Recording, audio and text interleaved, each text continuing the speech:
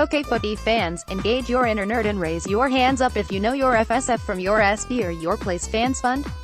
Chances are, if given their full names, many football fans will have probably heard of the Football Supporters Federation, FSF, and Supporters Direct, SD, maybe without realizing their differences, but are certainly highly unlikely not to have heard of the Premier League Fans Fund, Place Fans Fund. As further background, back in 2002, the FSF came into being as a result of a merger, following extensive dialogue between the National Federation of Supporters Clubs, whose roots can be traced back to 1921.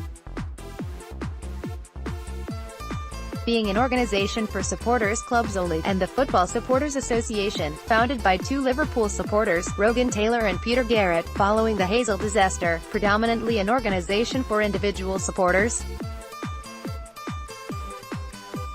Around the same time, in Northampton, the late Brian Lomax was developing the concept of supporters' trusts as a vehicle for the ownership of shares in football clubs, and sometimes the ownership of clubs themselves. As a result, Supporters Direct was formed in 2000.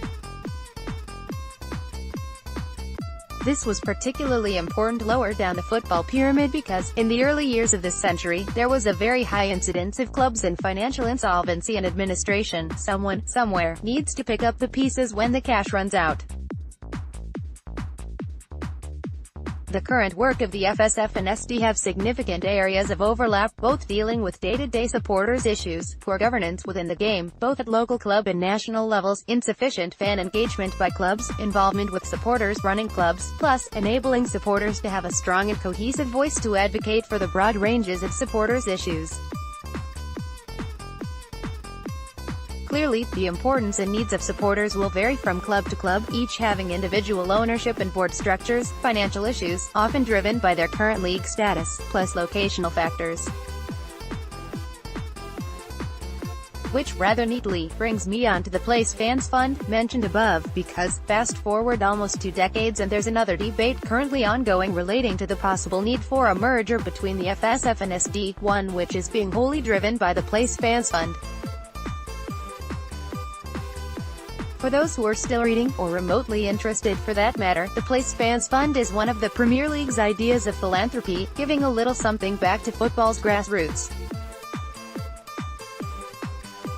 The Premier League provides an annual budget to the Place Fans Fund of less than £5 million per annum, approximately a third of which costs towards funding specific projects aimed at improving relationships between fans and their clubs. The balance, almost £3 million per annum, is split 4 ways, between the FSF, SD, the Kick It Out and Level Playing Fields projects, to assist each with covering their core running costs.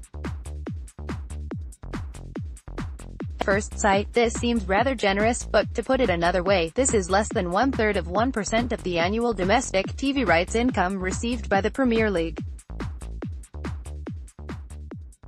So, while the Place Fans Fund wants, not unreasonably, to avoid any possible areas of spending duplication within the two broadly similar organizations, the annual monies received by the FSF and SD is still less than £1 million per annum, modest in comparison to total Premier League receipts. Both organizations are somewhat hostages to fortune here, given that neither can generate sufficient self-funding from membership subscriptions. Neither organization currently has any sponsorships and there's no funding from central government. That's particularly ironic, given how the House of Commons has a select committee, the Digital, Cultural, Media and Sports Committee, which has been pressing the Football Association on matters of increased governance and reform. Yet both organizations are faced with the starkest of choices: effectively merge are the basis of the next 3-yearly funding cycle from the Place Fans Fund, from 2019 onwards, is likely to be changed, reduced, naturally to the detriment of each. I suspect that this is probably going to be met with a degree of indifference from many. That's understandable to a point. It matters because the decisions and rules in football are generally made by the clubs themselves, not the fans. Without representation of the fans, whether by one combined, or two separate organizations, is largely irrelevant. Clubs will continue to be run with their own self-interests at heart.